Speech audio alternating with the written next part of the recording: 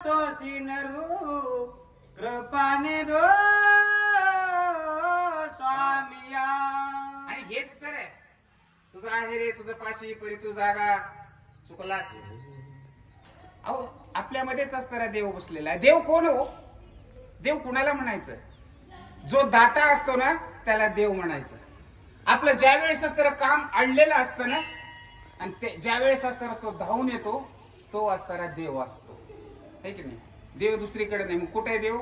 माणसामध्येच आहे. आणि देवाला देव पण येण्यासाठीच देवानं सुद्धा असताना कशाचे रूप घेतले? माणसाचेच असताना रूप घेतले. हो.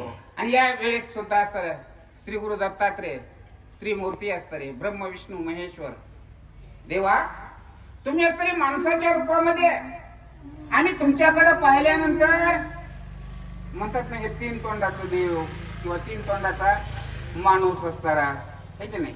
म्हणजे त्याच्या शरीर प्रकृतीवरून देवा स्वामी तुम्ही असणारे त्रिमूर्ती आहात. मानवाच्या रूपामध्ये माणसाच्या रूपामध्ये पण अगम्य अशा प्रकारची असणारी शक्ती, अगम्य अशा प्रकारची असणारी ताकद तुमच्यामध्ये, ज्याची मला असणारी अनुभूती झालेली आहे, ज्याचं मला असणारा अनुभव असणारा या ठिकाणी भेटलेला आहे. तुम्ही सामान्य साधारण असणारा माणूस नाही, एक माणसाच्या रूपामध्येच असणारे तुम्ही प्रत्यक्ष भगवंत, तुम्हीच असणारे देव आहात. अशा प्रकारचं असणारं स्तवन या ठिकाणी हा शिष्य करू लागला. परमार्थ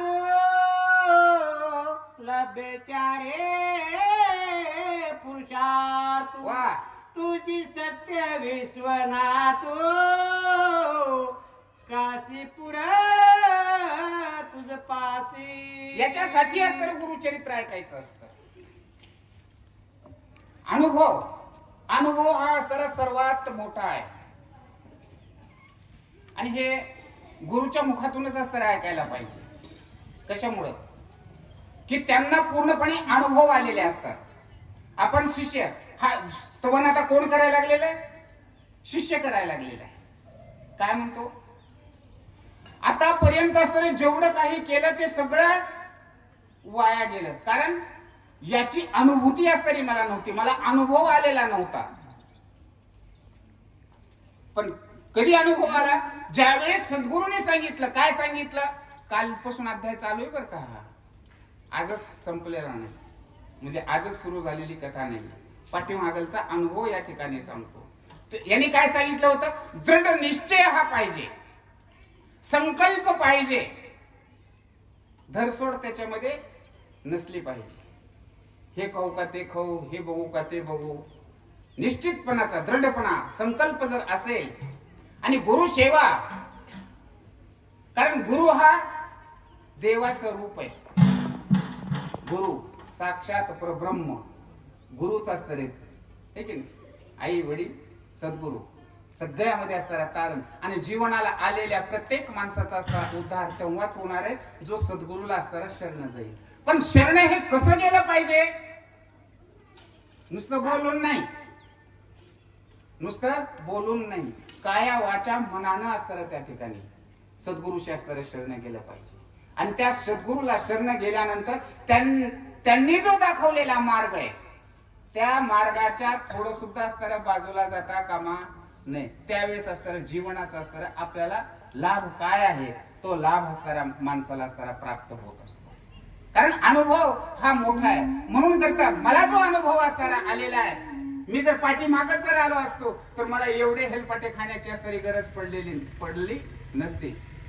देवा तुम्ही असणारा जो मार्ग दाखवला आणि त्या मार्गाने असणारा मी जर चाललो आणि असेच जर असणारे भक्त काया वाचा मनानं जर असणारे त्या सद्गुरूला जर शरण गेले आणि सद्गुरू पाशी असणारं त्यांची जर सेवा जर केली तर निश्चित असणारं सगळ्यांचं कृत कल्याण होईल. कुणीही असणारं त्या लाभापासून असणारं वंचित राहणार नाही. अशा प्रकारचं असणारं आयशा परे श्री गुरुचे विप्रा पर्येशी संतोषने मारुते निरूप देते.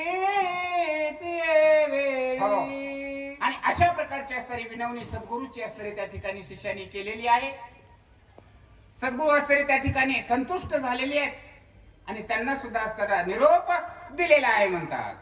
श्री गुरु मनसी द्विजाचे दाखविले तुते काशी पुढे वंशा एकेची कुशी यात्रा फळ तयाशी या ठिकाणी असतं सद्गुरूला शरण गेलं आणि सद्गुरूला शरण गेल्यामुळे असतं काय झालं काशीचं दर्शन असतं या ठिकाणी पूर्णपणे घडलेलं आहे म्हणजे शरण आल्यानंतर आणि शरण आले त्यावेळेसच असतं काय सांगितलं होतं कुठे सुद्धा असतं तू जर माझी जर सेवा जर करायची असेल तर कशी करावी लागेल तुला एक निष्ठपणानं असतं सेवा करावी लागेल त्याच्यामध्ये असतं तू डावी उजवीकडे बघू नको म्हणजे बाकीच्या गोष्टीचा असताना तू विचार काही करू नकोस ज्या काही शंका कुशंका मनामध्ये येतात ना सगळ्या शंका कुशंका असणाऱ्या काढून टाक आणि तू तुझा अनुभव असणारा या ठिकाणी मला आला आणि तू कसा आहेस निश्चयाचा असणारा दृढ आहेस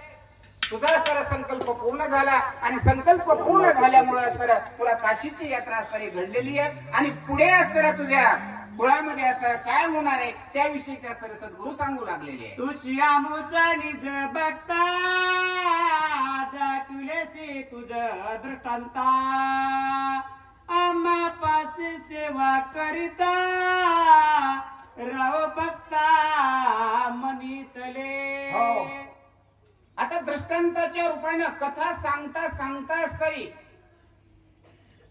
वेळ सुद्धा असताना सांगितला होता आता संध्याकाळी आणि मी जर तुला कथा जर सांगायला लागलो तर भोर होईल म्हणजे पहाटची वेळ होईल उजळायला येईल एवढी लांब लचक असणारी ही कथा आणि ही कथा कोण कुणाला सांगतं महादेव असणारे पार्वतीला असणाऱ्या कैलासाच्या ठिकाणी असणारी ही कथा असणारे सांगत आहेत आणि हेच सद्गुरू असणाऱ्या शिष्याला सांगतात बाबा रे तुला असणारी जी मी कथा सांगितली आणि या कथेमध्येच असणारं काय घडलं काशीचं दर्शन असणारं तुला या ठिकाणी घडलेलं आहे कशामुळं मला शरणागती असणारा तू आल्यामुळं आणि दृढ निश्चय असणारा तू केल्यामुळं आणि कथा असणारी कशी ऐकली त्यानं कथा कशी ऐकायची सांगितलेली होती आपलं जे शरीर या शरीराचं कान करून असतं एक रूपतेनं असतं ती कथा ऐकायची होती म्हणून तुला असतं एवढं काही असतं काशी दर्शन असतं घडलेलं आहे असे सद्गुरू असतं त्या ठिकाणी बोलतात